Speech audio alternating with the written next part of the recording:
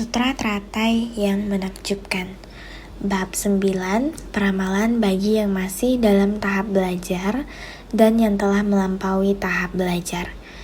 Shun Fa Xiang, Sutra teratai, episode 1188.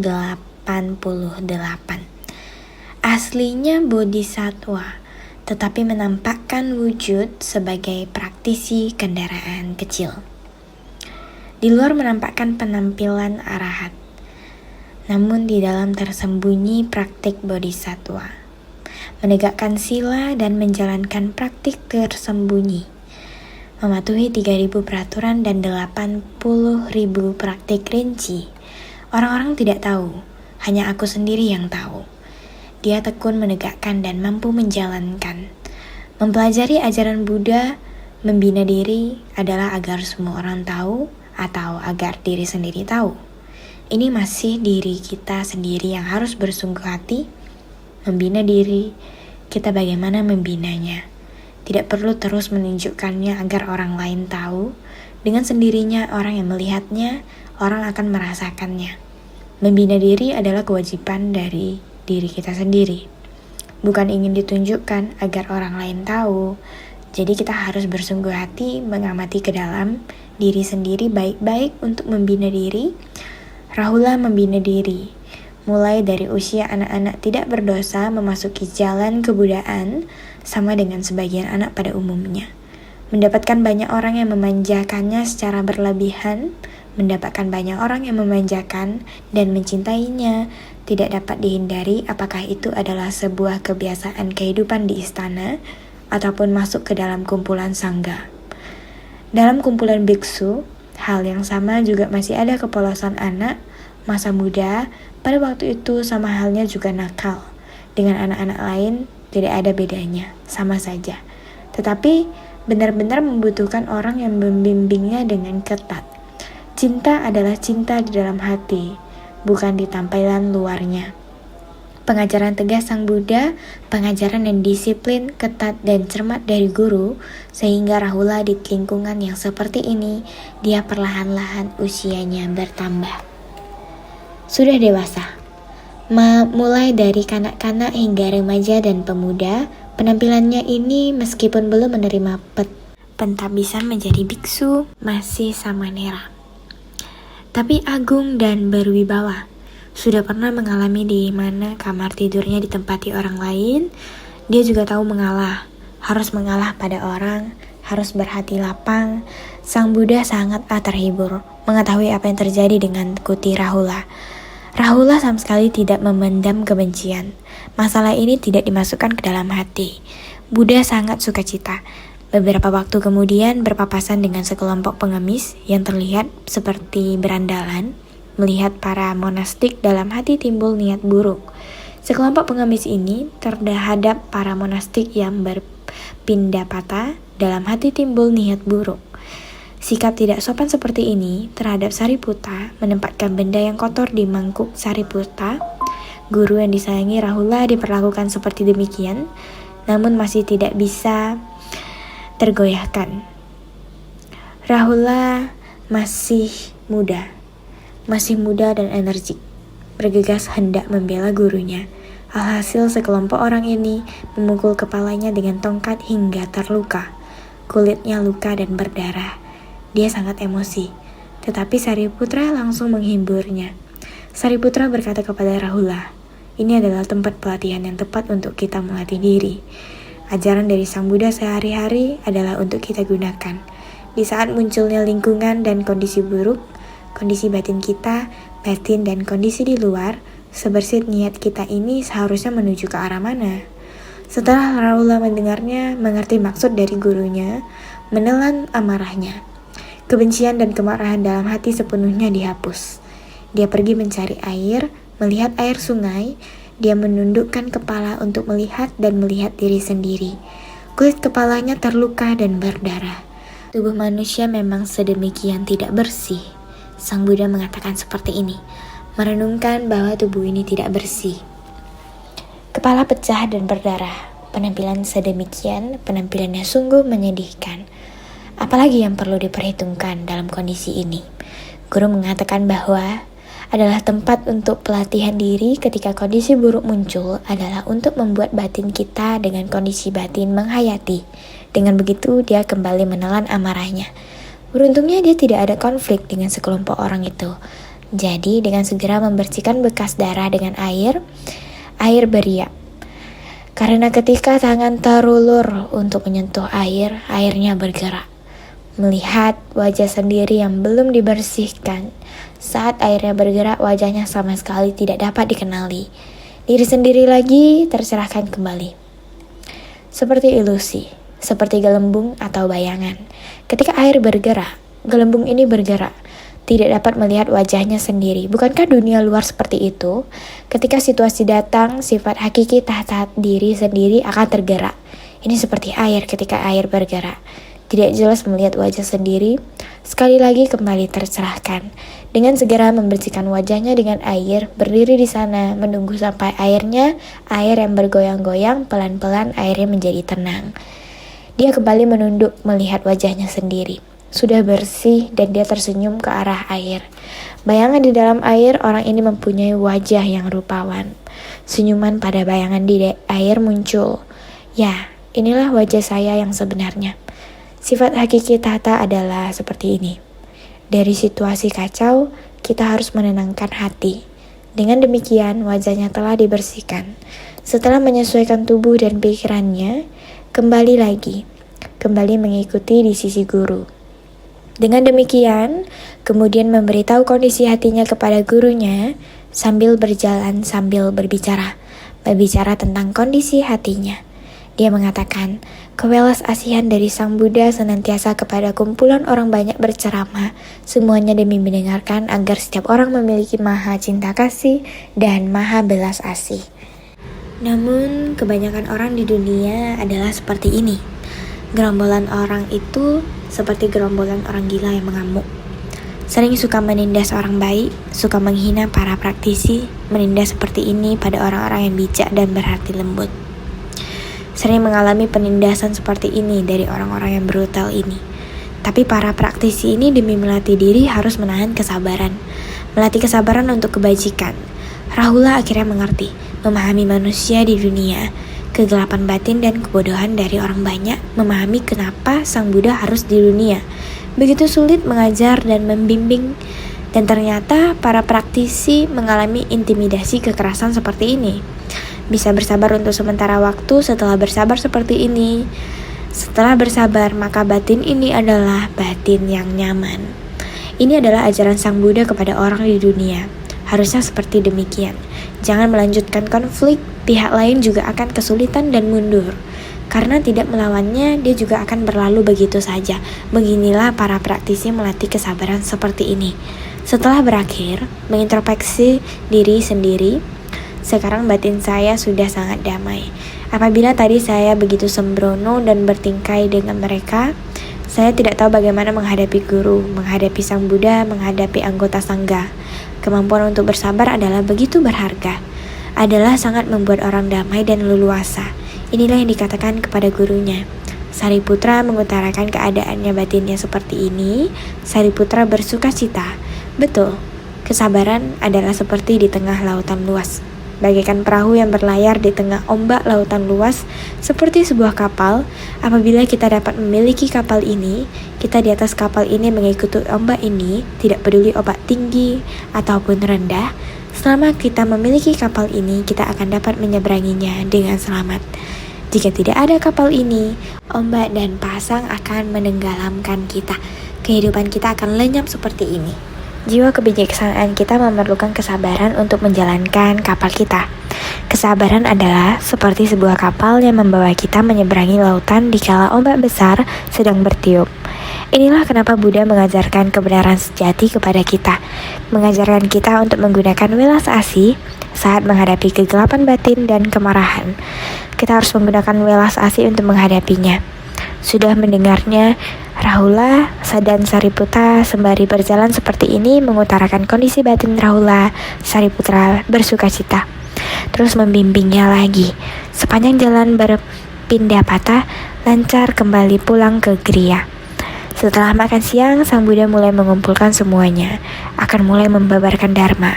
Sariputra dan Rahula setelah mendengarkan Dharma, Sariputra memberi laporan ke Sang Buddha. Hari ini apa yang terjadi di sepanjang perjalanan? Sang Buddha mendengarnya dan bersukacita. Rahula akhirnya makin mantap selangkah demi selangkah di jalan pelatihan ini.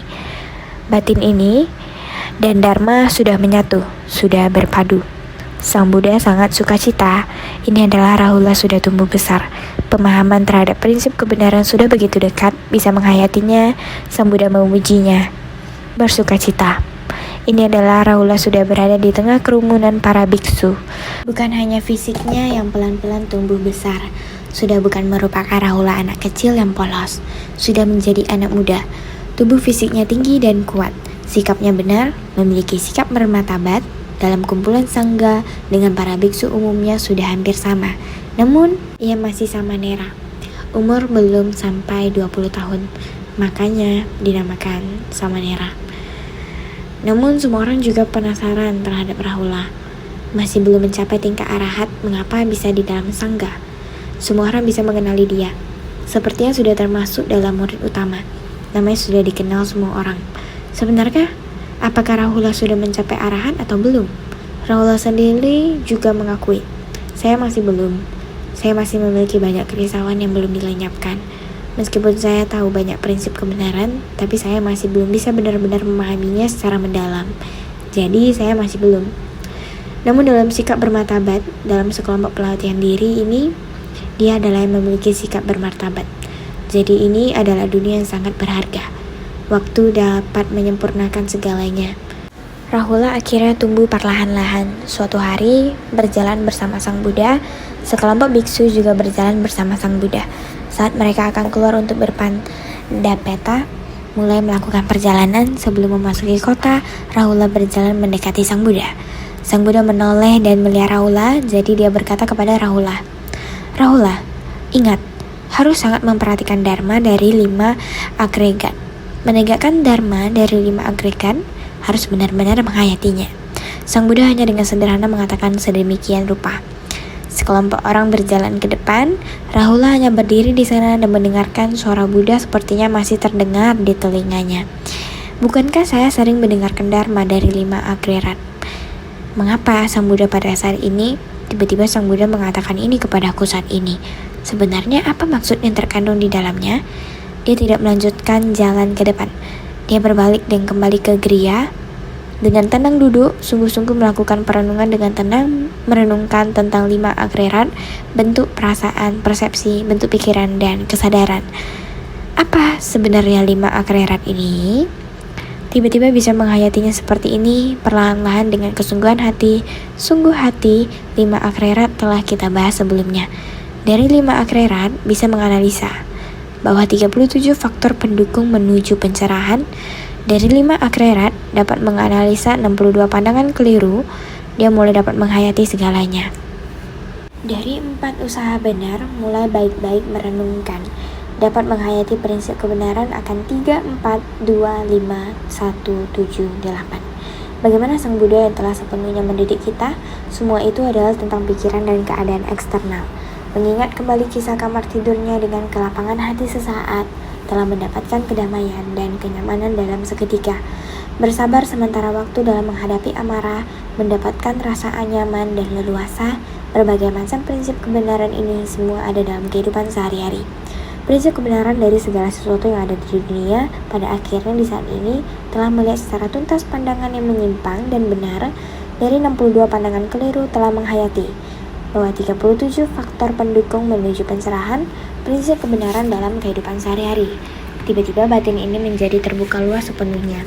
Sang Buddha dan Sangga telah kembali dari Pindapata.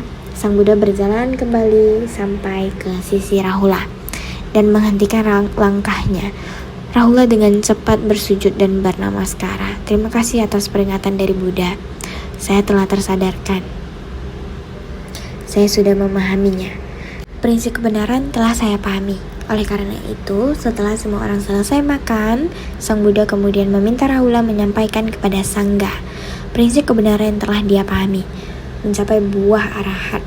Berbagi pengalaman batin ini dengan semua orang, akhirnya semua orang mengerti bahwa Rahula telah mencapai buah arahat dan melenyapkan semua kerisauan dan ketidaktahuan.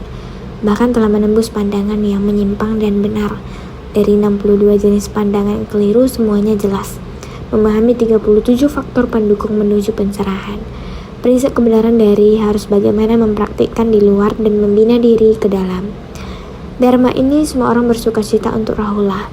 Jadi, di luar menampakkan penampilan arahat, namun di dalam tersembunyi praktik bodhisattva. Rahula berbicara tentang bagaimana untuk benar-benar membina diri dan hendak membangkitkan tekad untuk berjalan di jalan bodhisattva. Semua orang menyadari akar kapasitas Rahula sangat dalam, tidak dangkal. Biasanya, telah menegakkan sila dan menjalankan praktik tersembunyi. Jadi, dia di dalam sangga, di antara para pemuda, sikap dan tingkah lakunya seperti 3.000 peraturan dan 80.000 praktik rinci. Di dalam sangga, setiap orang dapat menjadi saksi Rahula atas pencapaian buah arahat, sehingga setiap orang sekarang sudah mengetahuinya, sehingga orang-orang tidak tahu, hanya aku sendiri yang tahu. Sang Buddha telah mengetahuinya, Rahula juga telah mengetahuinya. Dan sekarang semua orang juga telah mengetahuinya. Sang Buddha pada dasarnya sudah mengetahui dan memahami akar kapasitas dari Rahula. Rahula setelah melalui pengajaran keras pada waktu yang lama sebelumnya mengintrospeksi diri sendiri, melatih diri sendiri. Dalam batinnya juga sudah mengetahui. Orang-orang tidak tahu, sehingga semua orang berdebat. Sebenarnya, apakah Rahula telah memperoleh buah arahat? Sehingga Sang Buddha memberinya kesempatan ini. Dia dengan sungguh hati bekerja keras seperti ini, sekali lagi menghimpun kembali semua dharma. Dia analisa dan memahami semuanya secara tuntas. Ini seperti biasa dikatakan, dia tekun menegakkan dan mampu menjalankan. Ini seperti biasanya jalan yang sudah ditapaki. Buddha mengetahuinya. Rahula juga mengetahuinya. Dan sekarang semua orang juga sudah mengetahuinya. Ini adalah di luar menampakkan penampilan arahat, sebenarnya sudah membangkitkan tekad. Sudah membangkitkan tekad kendaraan besar. Ini adalah proses pelatihan diri dari Rahula. Mari kita lihat naskah sutra sebelumnya. Juga akan menjadi putra tertua dari Buddha ini, meskipun di masa lalu Rahula adalah seperti demikian, dia adalah merupakan putra dari Buddha Sakyamuni saat ini. Sebenarnya Rahula mulai melatih diri dengan cara demikian, memperoleh peramalan dari Buddha. Sang Buddha telah memberitahunya kepada semua orang, Rahula juga bisa mencapai kebudaan. Di masa mendatang setelah melalui waktu yang sangat panjang, juga sama dari kehidupan ke kehidupan akan menjadi putra tertua dari Buddha. Ini yang dikatakan dalam naskah sutra. Juga akan menjadi putra tertua dari Buddha ini. Setelah itu engkau akan mencapai Anuttara Samyak Sambodhi. Sutra Teratai bab 9, peramalan bagi yang masih dalam tahap belajar dan yang telah melampaui tahap belajar. Setelah itu artinya adalah setelah melewati waktu yang panjang, waktunya sama dengan Ananda, baik itu usia Buddha maupun jumlah kalpa, ataupun masa dharma sejati, maupun masa dharma mirip, semuanya sama. Ini adalah harus melewati waktu yang begitu panjang untuk membina diri dan menjadi putra tertua dari begitu banyak Buddha, termasuk pada Buddha Sagara Dara Budi Wiri Ditara Jabinjina. Siapakah Buddha Sagara Dara Budi Wiri Kiri Ditara Jabinjina? Ananda di masa mendatang mencapai kebudaan. Ketika ia mencapai kebudaan, putra tertuanya adalah Rahula yang di masa sekarang duluan dan belakangan mencapai peramalan, duluan dan belakangan mencapai kebudaan, dan saling menyempurnakan. Jadi, setelah itu, engkau akan mencapai Anuttara Samyak Sambodhi. Inilah yang dikatakan Sang Buddha. Kemudian, Bagawan karena ingin mengemukakan kembali maksudnya, berkata dalam bentuk syair, mulai mengulangi sekali lagi. Ketika aku masih seorang pangeran, Rahula adalah putra tertuaku. Aku sekarang telah mencapai kebudaan. Dia menerima Dharma sebagai putra Dharma. Pada ketika itu, Bagawan karena ingin mengemukakan kembali maksudnya, berkata dalam bentuk syair, ketika aku masih seorang pangeran, Rahula adalah putra tertuaku. Aku sekarang telah mencapai kebudaan. Dia menerima Dharma sebagai putra Dharma. Ini ialah bait dari Sutra Teratai bab 9, peramalan bagi yang masih dalam tahap belajar dan yang telah melampaui tahap belajar. Sekarang Rahula telah sama seperti biksu dalam sangga, sama-sama mendengarkan Dharma. Dharma keluar dari mulut Buddha dan masuk ke dalam akar telinga Sravaka. Setiap orang mendengar suara ini dan memasukkannya ke dalam akar telinga. Mengembangkan jiwa kebijaksanaannya, ini yang dikatakan Sang Buddha sekarang sudah merupakan putra Dharma. Selanjutnya, naskah sutra mengatakan seperti ini. Pada masa kehidupan mendatang, dia akan bertemu dengan para Buddha sebanyak koki tak terhingga, menjadi putra tertua bagi mereka masing-masing. Satu hati mencari jalan kebudayaan, praktik tersembunyi dari Rahula. Hanya aku yang mampu mengetahuinya. Ini ialah bait dari Sutra Teratai bab 9, ramalan bagi yang masih dalam tahap belajar dan yang telah melampaui tahap belajar. Rahula menerima Dharma di dalam batin dan mempraktikkannya dalam tindakan nyata. Bukan mempamerkannya agar semua orang bisa melihat, adalah menyerap Dharma hingga ke dalam batin. Sangat bersungguh hati membina diri di tengah orang banyak, di tengah orang, masalah dan benda. Setelah dia mendengarkan Dharma, menghayatinya melalui orang, masalah dan benda untuk menelusurinya dengan mendalam untuk memahaminya. Jadi, Rahula pada masa kehidupan mendatang dia akan bertemu dengan para Buddha sebanyak koki tak terhingga. Pada masa mendatang dia akan bertemu dengan para Buddha sebanyak koki tak terhingga. Pada kehidupan mendatang adalah salah satu daripada 3 masa. Berbicara tentang 3 masa dalam waktu sangat singkat. Bila sekejap sekarang ini dianggap sebagai pusatnya, maka sekejap selanjutnya adalah masa mendatang. Bila berbicara tentang 3 masa dalam satu periode waktu, masa kehidupan setelah masa kehidupan sekarang adalah masa mendatang. Masa kehidupan mendatang. Pada masa mendatang, dia akan bertemu dengan para Buddha sebanyak koki tak terhingga. Saat ini sebagai putra dari Buddha Sakyamuni, pada masa mendatang akan bertemu Buddha sebanyak koki tak terhingga. Masih ada banyak Buddha yang harus dijumpai untuk melatih diri. Sama juga berada di ladang pelatihan dari Buddha sebanyak koki tak terhingga. Menjadi anak dari Buddha, putra tertua, hal ini di masa mendatang adalah sama. Masa mendatang, masa kehidupan mendatang adalah salah satu dari 3 masa. 3 masa yang dibicarakan adalah 3 masa yang tak terhingga. Masa lalu, masa sekarang, dan masa mendatang. Perkataan yang diucapkan saat ini barusan saya bercerita mengenai kisah Rahula, ini sudah berlalu. Periode adalah waktu. Saat di masa lalu saya bercerita tentang Rahula. Saat ini sudah tidak sempat membicarakan masa lalu karena begitu dikatakan maka sudah berlalu. Selamanya berada di saat ini. Saat ini merupakan masa mendatang. Dari apa yang barusan sudah berlalu, saat ini merupakan masa lampau dari masa mendatang. Periode ini adalah waktu, masa lalu, masa kini, dan masa mendatang. Prinsip ini kita harus benar-benar memahaminya, bukan hanya untuk kehidupan ini dan kehidupan berikutnya. Seharusnya adalah waktu. Berbicara tentang 3 masa dalam waktu yang sangat singkat, itu adalah sekejap sekarang ini dianggap sebagai pusatnya. Sekejap sekarang ini adalah waktu yang sangat cepat. Sekejap seujung jari, waktu yang begitu cepat. Ini dianggap sebagai pusatnya, satu jentikan jari sudah berlalu. Sekejap selanjutnya adalah masa mendatang. Selanjutnya adalah jentikan jari yang sekejap ini, maka dianggap sebagai masa mendatang. Di kehidupan sehari-hari kita, bukankah semuanya hidup di dalam 3 masa? Bukankah semuanya adalah masa lalu, masa kini, dan masa mendatang? Sekejap momen yang terus-menerus berlalu. Kita harus mempunyai kesadaran ini. Kita baru bisa tahu harus baik-baik menggenggam waktu, bukan hanya untuk kehidupan masa ini saja, tetapi adalah masa lalu, masa sekarang, dan masa mendatang yang tak terhingga.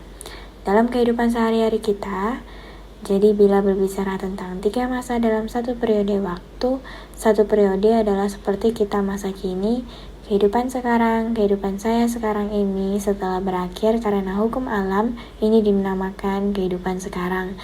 Setelah berakhir berikutnya adalah kehidupan mendatang, yaitu masa mendatang. Jadi kehidupan mendatang, kita harus menggunakan apa untuk melihat kehidupan mendatang? Kita harus menggunakan waktu yang sangat cepat dalam melihat kehidupan mendatang. atau hendak menggunakan waktu yang sangat panjang. Dalam sutra Koti Kalpa tak terhingga sering disebutkan waktu ini amat sangat panjang. Jika kita menggunakan waktu seperti ini dalam waktu sekejap, yang sendirinya kita akan segera mengambil keputusan, menggenggam saat ini, mempertahankan saat ini, mempertahankan untuk selama-lamanya. Niat pikiran ini akan bertahan selamanya. Ini adalah prinsip kebenaran yang tidak berubah sepanjang masa, sehingga setelah kehidupan saat ini disebut masa kehidupan mendatang. Kalpa sebanyak kopi tak terhingga itu adalah waktu yang sangat panjang, sehingga kata ke masa kehidupan ini artinya mengacu pada waktu. Waktu ada waktu yang panjang dan pendek, ada waktu sepanjang hidup, ada waktu yang sekejap. Masa lampau, masa sekarang, dan masa mendatang. Kita menggunakan metode apa untuk melihat waktu ini?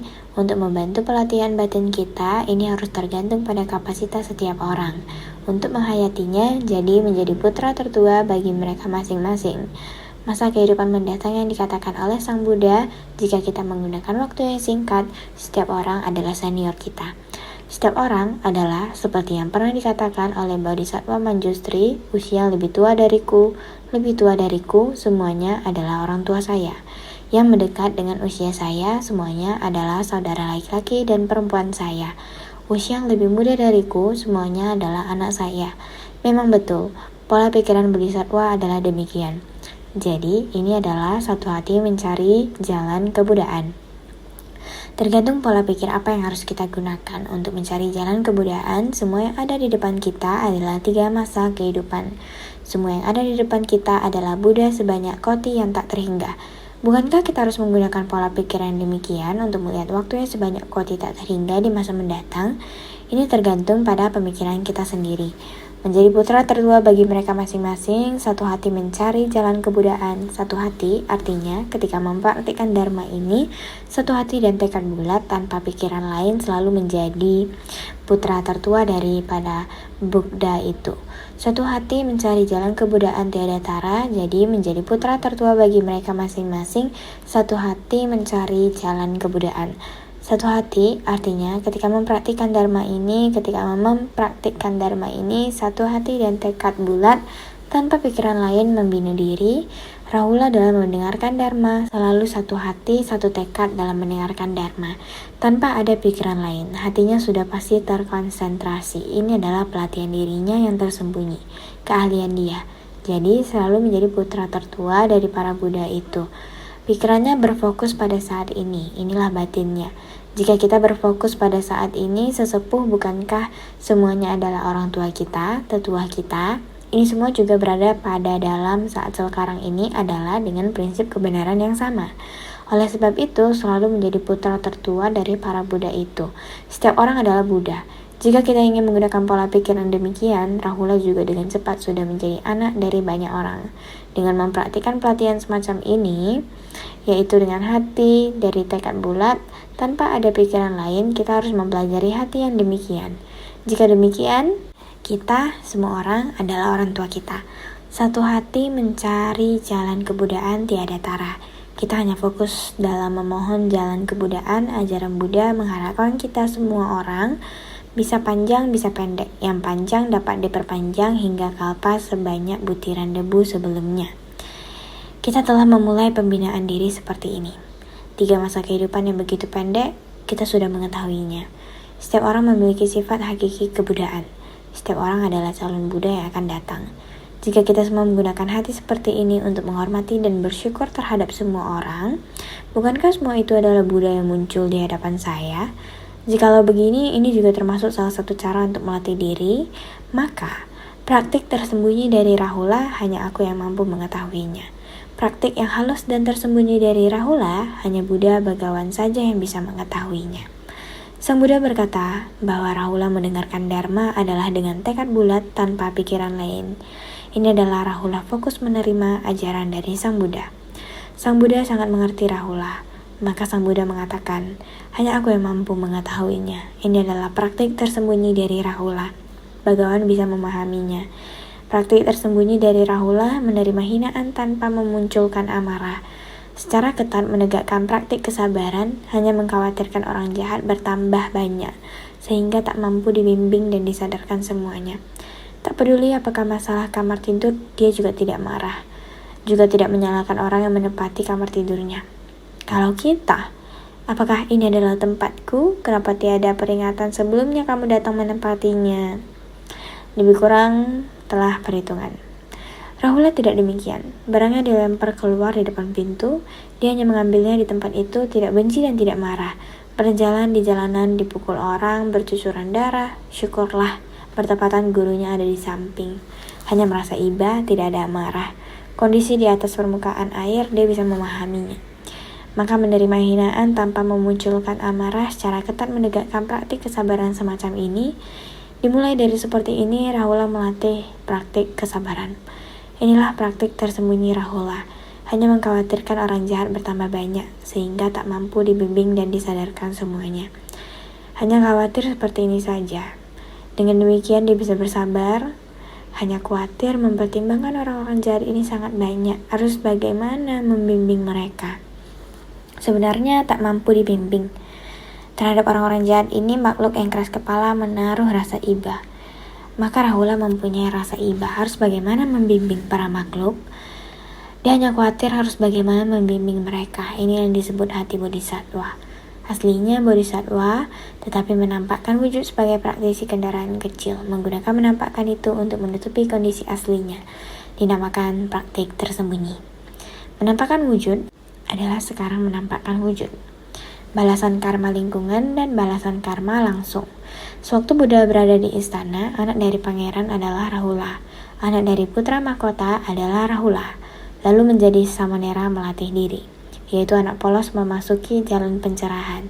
Samanera yang pertama, inilah kenapa dalam sangha ada samanera. Rahula adalah yang pertama. Terlihat samanera tidak memahami dharma, terlihat Rahula yang masih muda, kayaknya belum mendapatkan buah pencapaian. Sebenarnya dia telah mendapatkan pengajaran.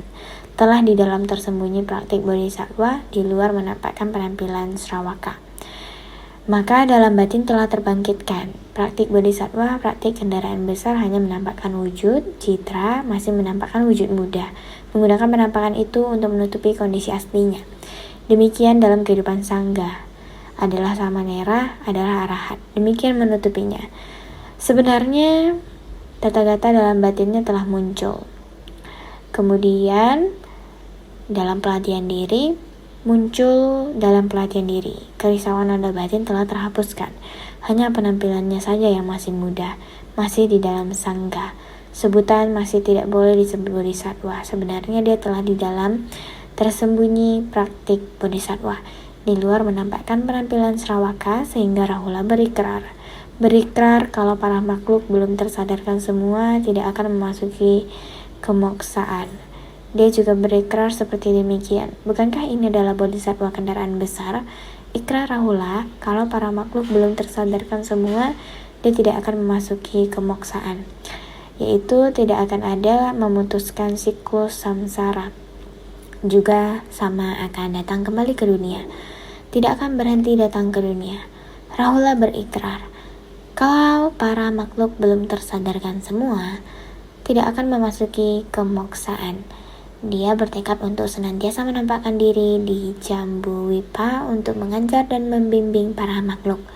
Semuanya adalah praktik tersembunyi, sehingga dia bertekad untuk senantiasa menampakkan diri di Jambuwipa, yaitu berikrar selamanya berada di dunia saha.